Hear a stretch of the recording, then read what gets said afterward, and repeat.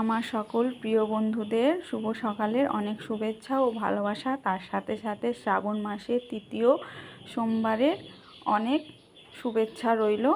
আমার ঘরের পুজো সম্পূর্ণ হলো এইমাত্রই।